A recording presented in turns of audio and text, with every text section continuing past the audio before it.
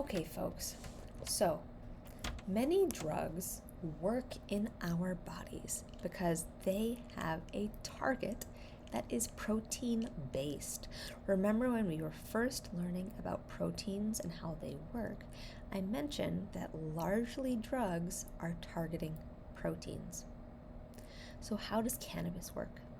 What is its target? The target of cannabis are proteins called cannabinoid receptors. And there are two different types of receptors. The first are called CB1. These proteins are responsible for causing euphoria, pain, cognition and memory, as well as appetite. Cannabis also can target CB2, cannabinoid receptor 2, and it is responsible for inflammation, pain, and it may be involved in a variety of kind of other diseases. THC is able to target both of these receptors.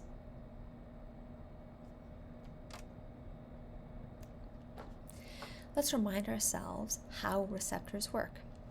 So in this case, our ligand is THC, and it can go bind to a receptor, maybe CB1. And once it binds, for example, part of what CB1 does is euphoria, maybe it binds, and then it causes a signal to the cell that eventually results in your brain feeling more euphoria.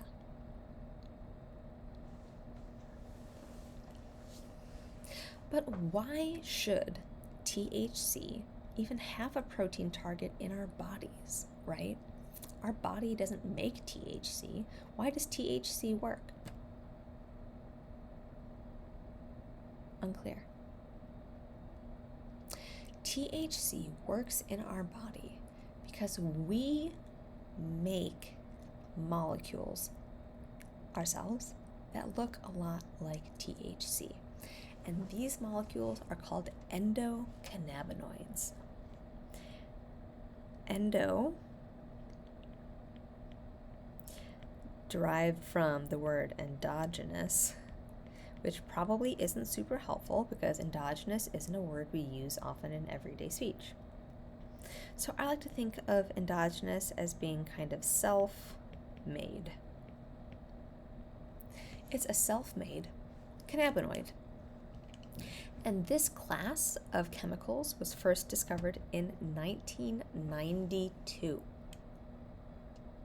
And many work just like THC. They'll target CB1, they'll target CB2. But of course, in our body, they're probably present at lower concentrations, or they don't kind of trigger these receptors quite as strongly as THC does. So there are things in our body, some of which are listed on this slide here, that behave just like THC. So in your body right now, molecules behaving just like THC.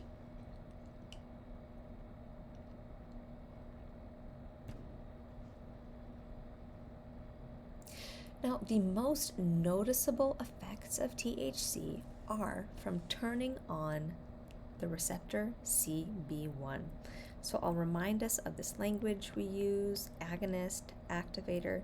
That means they turn on, man, spelling is rough. Talking and spelling, that's a problem.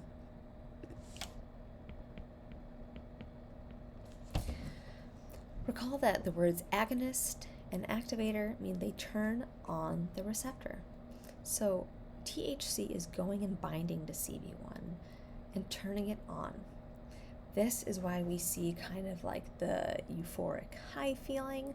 This is why we see the appetite regulation, or when people who are taking THC get the munchies, for example.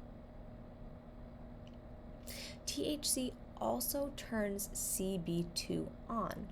However, the study of cannabis is kind of in very early phases, so we don't really know what the impact of this is quite as clearly. Now, these uses of THC could potentially be therapeutic, right? So, for example, how can we kind of use the appetite regulation to help people? Well, for example, cancer patients, especially those who are undergoing chemotherapy, will often experience a decrease in appetite and significant pain.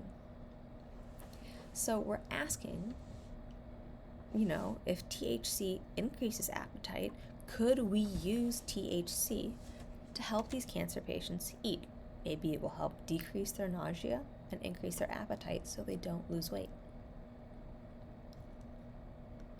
Additionally, it is thought that THC could be used to decrease pain experienced by cancer patients, both through how THC targets CB1 and CB2. Back in the 1800s, recall, in the Western use of cannabis, it was first discovered to help with stomach pain. Some studies have shown that cannabis can treat pain as well as opiates in cancer patients. However, studies are, as of this point, still fairly limited because cannabis is a Schedule I drug.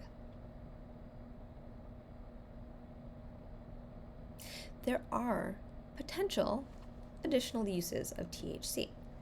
For example, through the CB1 receptor, THC can decrease anxiety. However, it has been noted that higher doses of THC tends to do the opposite and increase anxiety. So we have this kind of common phrase, the dose makes the poison. The exact dosage of THC is going to be important to understand how effective it could be against something like anxiety. Next up, folks, we'll talk about the other primary component of cannabis, CBD.